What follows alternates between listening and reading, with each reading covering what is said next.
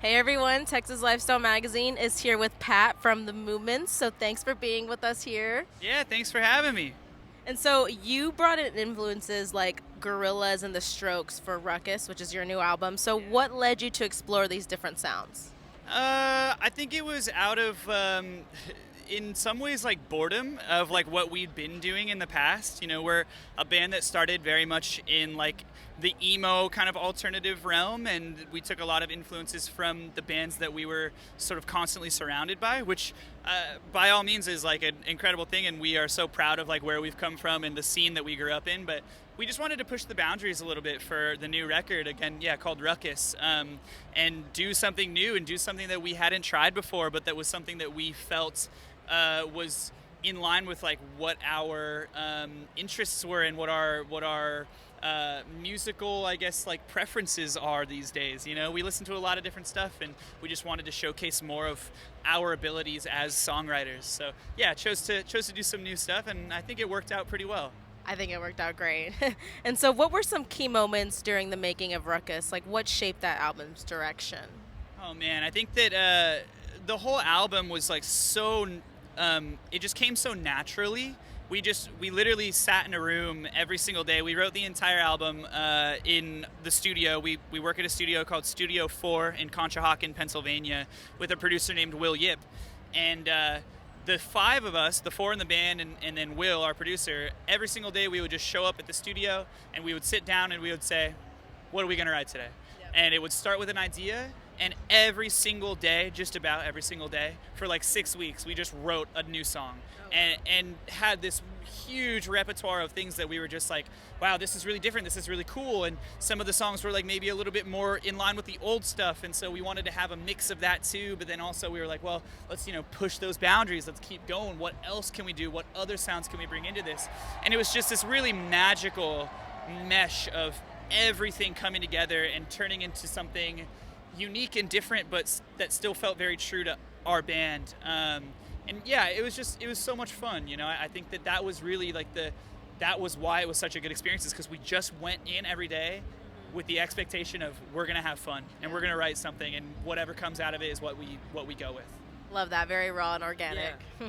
And so what sparked the idea to shift your sound on Ruckus? Again, I think it was like a little bit of boredom. We were like, look, we love what we've done in the past, and we love again, the scene that we grew up in, but we're also understanding of like the fact that if you want to continue to progress, and if you want your band to continue to grow, and if we want to make this a true career for ourselves, which we do, we have to be able to like break into a larger kind of like world of music, expand our horizons a little bit, and maybe kind of pick up on people and fans and listeners who might not have found out about our band before because maybe they weren't super into like that style of music. So now we're like, okay, well, we're not just one style of music, we're a bunch of different styles of music all in one band. So there's kind of something for everybody, and we just want to have our music be exposed to as many people as possible so that we can continue to do this and continue to grow and just see where it takes us. Because honestly, it's the funnest job in the fucking world, and we just want to keep doing it forever, and we love making music, we love playing shows for people, we love connecting with people who connect with our music, and yeah, it's been a really incredible thing. And so I think that the reason for wanting to step outside of that boundary is just to see where else we can take it, and find out what we're really made of. Where ACL is a perfect way to get your band exposure. So I agree. We're happy to be here. yeah. And so the deluxe edition of Ruckus, it's a loud crowd, has remixes of every song. So how did you decide to rework the tracks, and what should fans expect from that? Oh yeah, I mean, honestly, it was kind of just like an open canvas. Like, we hit up a bunch of different DJs and artists, like EDM artists that we fucked with, and we were just like, hey, we have like these stems of these songs, we want to make remixes of them, and truthfully, we want you to do your thing with them. And I think that we came out with some really, really cool stuff, because I'm a big fan of like house music and techno, and there's an artist named Wicca Phase Springs Eternal who did an EDM kind of like 2000s techno remix of our song AMP, and it's like this 10-minute techno masterpiece, and it's like so fucking cool, and it doesn't even sound like our band, but it's still our song, and I'm like, Man, this is like so cool. It's just, again, it's like so many more avenues for our music to just reach new people and also to like kind of scratch the itch for ourselves. Cause I'm like, yeah, I would love to play techno music, but I'm never gonna be a DJ. You know what I mean? So this is like kind of a fun way for me to be like, yeah, like we have like cool techno songs, you know? Yeah. We'll love that. It's Yeah. very fun.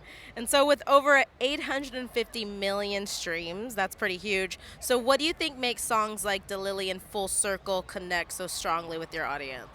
I think for those two in particular, Daylily, it's like it's just like a feel good song. You know, it's about holding out for better days when times are tough.